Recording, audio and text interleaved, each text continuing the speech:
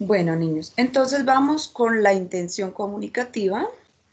Eh, esta, Siempre que nosotros comunicamos o informamos algo, o decimos o escribimos o hacemos un dibujo para alguien, cualquier forma de comunicación, ya sea por señas, sea escrita, sea oral, siempre va a tener una intención.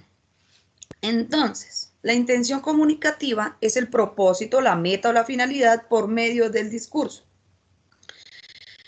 Esta intención comunicativa modela el discurso del emisor. Recordemos que el emisor es la persona que envía el mensaje, puesto que sus actos lingüísticos irán encaminados a lograr el propósito que persigue, a la vez que también influye la interpretación del receptor. Entonces, según la intención que nosotros tengamos al hablar, al decir algo, pues va a ser la forma como modelamos, es decir, cómo vamos a decir este discurso. Entonces, por ejemplo, si se pretende convencer o disuadir una persona, entonces no vamos a hablar igual que si se pretende informar o cuando pretendemos cuestionar, es decir, preguntar o explicar algo. Entonces, para que este proceso se lleve a cabo de la manera adecuada, es necesario tener una idea clara, la que vamos a transmitir, estructurar muy bien la idea y seleccionar las palabras adecuadas que vamos a transmitir, ¿cierto? Para que tanto el emisor como el receptor posean un código en común. ¿Qué significa eso? Que nosotros debemos tener muy bien, muy claro lo que deseamos decir antes de hablar, ¿cierto? Nosotros debemos saber qué es lo que vamos a decir y tener claro que la persona con la que vamos a hablar, es decir, el receptor, maneje el mismo código. ¿Cuál es el código? Es el tipo de idioma que están hablando. Entonces, por ejemplo, yo le estoy hablando en castellano, en idioma español, le estoy hablando a una persona, yo tengo que estar segura de que esa persona no hable chino o no hable inglés o no hable, eh, bueno, cualquier otro idioma, francés, ¿cierto? O sea, yo tengo que tener claro que esa otra persona maneja el mismo código. Estructurar la idea, o sea, yo tengo que hablarle coherentemente, que si le voy a preguntar, pues manejo un acento diferente, o sea, uso los signos de interrogación. En cambio, si voy a explicar algo, pues ya no usaría signos de interrogación, por ejemplo. Si yo pretendo convencer o Profe, persuadir. profe, perdón por interrumpirles, que a mí en el chat, como les estaba diciendo, no me deja poner ni mi nombre, entonces creo que no lo va a poder utilizar en toda la clase, porque yo lo mando y me dice. Bueno, tranquilos por el momento, los niños que no puedan usar el chat, no se preocupen, que acá aparecen los correos que ingresaron. Y nosotros los profes tenemos la lista de los correos con los nombres de los estudiantes, entonces ahí vamos a ver quiénes se conectaron. No se afanen, tranquilos.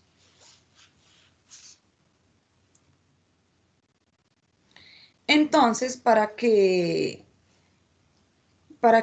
podamos tener una correcta comunicación, entonces se clasificó, se clasificó el lenguaje en las siguientes funciones. Entonces, recordemos acá en el centro, en la parte naranja, recordemos cuáles son los elementos del lenguaje, que son el emisor, quien envía el mensaje, el receptor, que es quien nos escucha o quien lee el mensaje que hemos enviado o quien nos observa en el caso de las señas o en el caso de las imágenes o cuando transmitimos por televisión o un video, entonces quien nos observa, el receptor. Tenemos el referente, el canal y el código, ¿cierto? Esos son los elementos del lenguaje que ya hemos trabajado en el primer periodo. Entonces tenemos que las funciones son la función expresiva, las funciones del lenguaje, hablando de las funciones del lenguaje como tal, la función referencial o representativa, la función apelativa, la función poética, la función metalingüística y la función fática. o conativa. Ahora sí paso a explicarles detenidamente cada una de las funciones. Entonces, la primera función, la función expresiva o emotiva. Aquí observamos en la imagen una tira cómica, una imagen donde dice función expresiva. El chico le está diciendo a la mamá, me apetece mucho pasar un día en el campo con mis compañeros. La función expresiva define las relaciones entre mensaje y emisor. Es la actitud con respecto del objeto deseable, detestable, respetable o ridículo. En esta ocasión, el chico le está expresando a la mamá que él desea, dice le apetece, le desea pasar un día en el campo con los compañeros. En la función expresiva está centrada en el emisor. ¿Por qué? Porque pues es donde se da la oportunidad de que exprese sus sentimientos, lo que está sintiendo, lo que está deseando. Y el emisor expresa la actitud de hablante hacia aquello de lo que está hablando y expresa sentimientos, emociones, sean reales o sean fingidos. Esta es la función expresiva donde está centrada en el emisor. El emisor es el que inicia, por decir algo, la conversación o el diálogo, la comunicación. La función representativa o referencial. Acá también les puse un ejemplo. El profesor les está comunicando a los estudiantes que la excursión será el próximo jueves. El autobús saldrá a las 9 y volveremos a las 18:30, es decir, a las 6:30. Entonces, como vemos en el ejemplo, la función representativa o referencial se usa cuando pretendemos meramente transmitir una información. Es decir, solamente nosotros ahí no estamos tratando de convencer, no estamos expresando ningún deseo, ningún anhelo, ningún sentimiento, solamente estamos transmitiendo información. Entonces, este es el caso. El profesor está informando a sus estudiantes que la excursión será el próximo jueves. Entonces, sin hacer valoraciones sobre ella ni pretender reacciones en nuestro interlocutor, lo que les estaba diciendo, no desea convencer ni está esperando específicamente ninguna reacción porque solamente está dando una información. Ejemplo, acá hay otro ejemplo. Está lloviendo o la capital de Colombia es Bogotá. Entonces, está lloviendo, solamente yo les informo, está lloviendo, pero no estoy esperando nada más, solamente les estoy informando. O cuando yo les digo en la clase, digamos, el profesor de sociales les dice, la capital de Colombia es Bogotá, solo le está dando una información. No está tratando de persuadir, ni convencer, ni cambiar la actitud del interlocutor, es decir, del receptor, nada, solamente está dando una información. Esta función se centra dentro de los elementos de la comunicación en el mensaje, es decir, que lo central en esta función es el mensaje. Continuamos con la función apelativa o conativa. Acá tenemos el ejemplo de la función apelativa o conativa. La mamá, nuevamente con una mamá y un estudiante, le está diciendo, no hagas travesuras. Está dando una orden, le está diciendo que no haga travesuras. O hay otro ejemplo donde el jefe está que les dice a los empleados, coloquen eso. Está ordenando. Esta función que aparece fundamentalmente en reglamentos, recetas, órdenes, peticiones, textos dramáticos, es la que pide, entrega normas, ordena, sugiere o averigua, entre otras cosas. Entonces acá observamos que es la función que más que todo encontramos en los textos dramáticos, en las acotaciones, si ustedes podrán recordar, en las acotaciones explica lo que debe hacer el actor. O en la casa cuando la mamá nos ordena hacer algo, cuando el profesor nos pide que nos sentemos, nos pide que apaguemos los micrófonos. Entonces son como, o en las recetas, cuando la receta dice ponga 3 pocillos de agua, etcétera.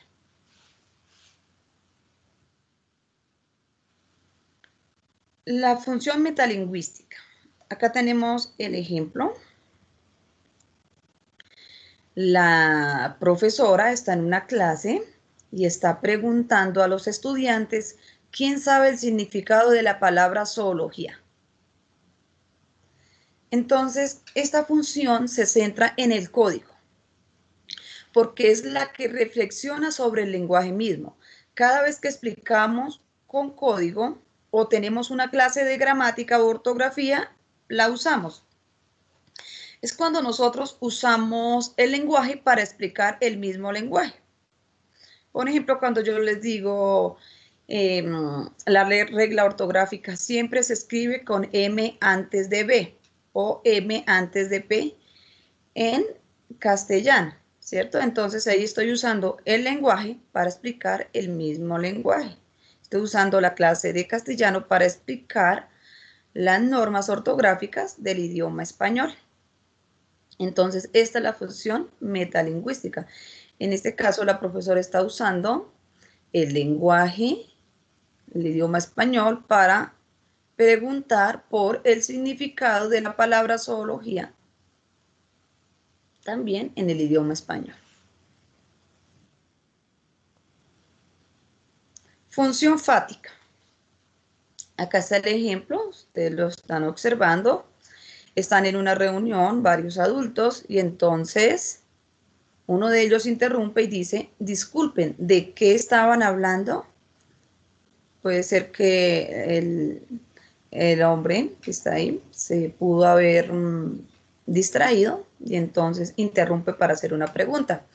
Entonces la función fática está principalmente centrada en el canal de comunicación entre el emisor y el receptor. Su función es iniciar, prolongar, interrumpir o finalizar una conversación o comprobar si existe algún tipo de contacto. Entonces acá por ejemplo, estamos en una clase y entonces digamos que la niña o el niño interrumpe para hacer alguna pregunta con respecto a la clase, así como lo hizo él. O cuando el profesor interrumpe la clase para preguntar a los estudiantes si están entendiendo.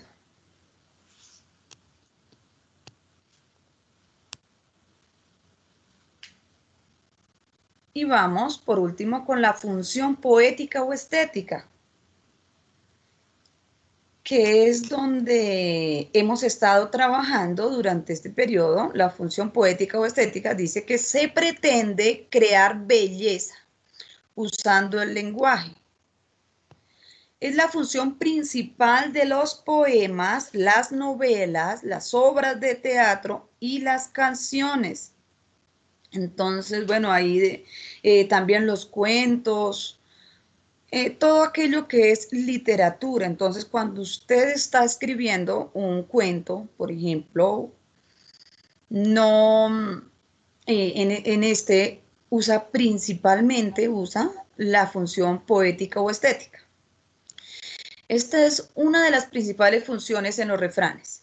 Esta función, al igual que la representativa, se centra en el mensaje. Es decir, que tú cuando escribes un cuento, por ejemplo, o haces un poema, te enfocas en el mensaje, en lo que quiere que llegue al receptor, al que va a leer tu cuento o tu refrán. O más adelante los que van a ser escritores cuando hagan una novela, entonces ustedes se van a enfocar en que esas palabras que van a usar en esa escritura sean palabras bonitas, palabras claras, palabras que lleguen al interlocutor, al receptor, al que está leyendo su mensaje, al que está leyendo esa novela, ese cuento, esa poesía, esa copla, eso que tú creaste. Entonces, esta es la función que se enfoca especialmente en la literatura. Entonces, estábamos diciendo que esta se enfoca especialmente en el lenguaje igual, en el mensaje, perdón, en el mensaje igual que la función representativa.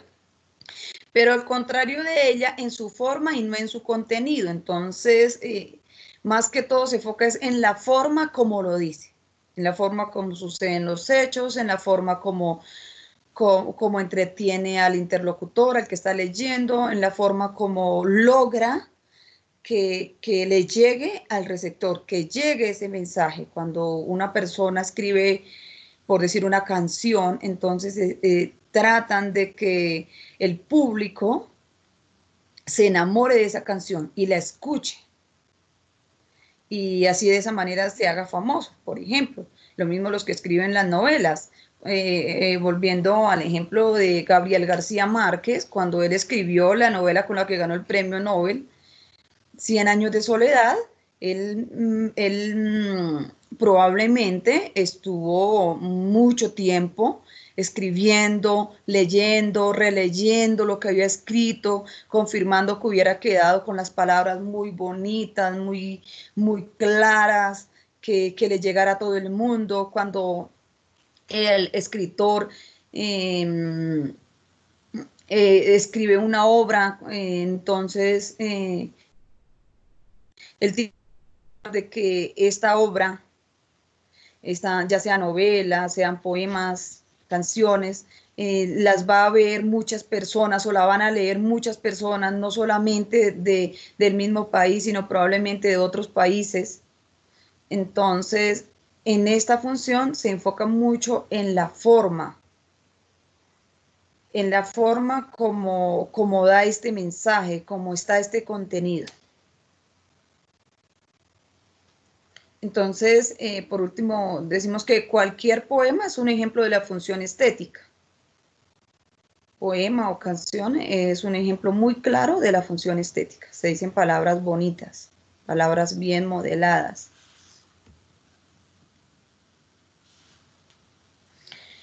Entonces, así también los textos han sido clasificados según la intención comunicativa. Recordemos que no todos los textos, al igual que cuando nosotros hablamos, comunicamos algo, igualmente los textos también comunican algo. Y los textos también se han clasificado según la intención comunicativa. Así, el texto narrativo, donde incluye las novelas, los cuentos, las fábulas, estos cuentos relatan hechos que les pasan a los personajes, ¿cierto? Eso es el texto narrativo. Y responde a qué ocurre. Y usa los verbos de acción. Esos son los tipos de palabras que caracterizan las palabras de características lingüísticas.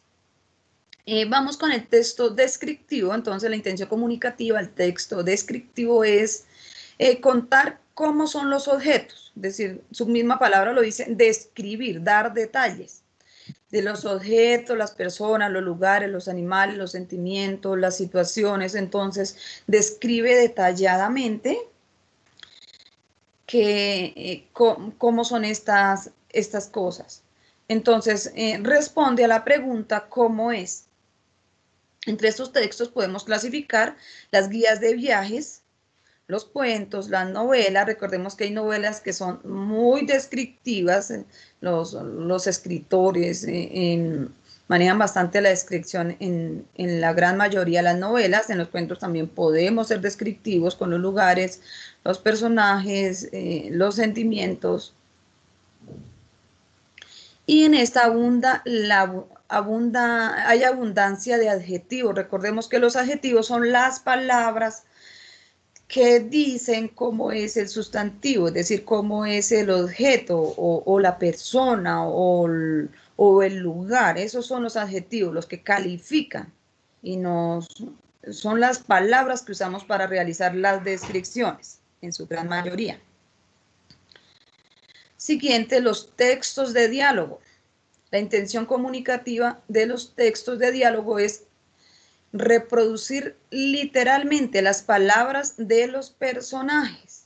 Entonces, esto lo podemos ver especialmente en las obras de teatro, en los guiones, ¿cierto? Porque está reproduciendo literalmente las palabras qué dicen los personajes. Y entonces responde a qué dicen. Y los modelos son las piezas teatrales, como les estaba diciendo, los diálogos en las narraciones y las entrevistas. Y el tipo de palabras, características lingüísticas, son acotaciones, guiones y comillas. Recuerden que entre comillas escribimos las palabras, entre comillas escribimos lo que dice el personaje. Vamos con el texto argumentativo. El texto expositivo. En el texto expositivo, la intención comunicativa es explicar y transmitir información de forma objetiva. Si se transmite la información tal y como es. Y responde a qué y por qué es así. Los modelos serían los libros de textos, artículos de divulgación, textos científicos, donde se está dando como a conocer algo específico, muy objetivo. Y el tipo de palabras, características lingüísticas, es un lenguaje claro y directo, es decir, que no se está embelleciendo las palabras, solamente se está dando un mensaje muy claro, muy directo, para que los receptores lo puedan comprender muy bien. Por último está el texto argumentativo, cuya intención comunicativa es defender ideas y expresar opiniones. Entonces acá es donde tú puedes expresar lo que opinas y das tus argumentos. Entonces responde a qué pienso o qué te parece. Y los modelos son los artículos de opinión, las críticas y el tipo de palabras características o lingüísticas usan verbos que expresan la opinión. Ahí donde expresamos la opinión, muchas veces los periodistas hacen estos, la gran mayoría, casi siempre los artículos de opinión son realizados por periodistas en su gran mayoría, aunque pues a veces también hay otras personas que hacen artículos de opinión.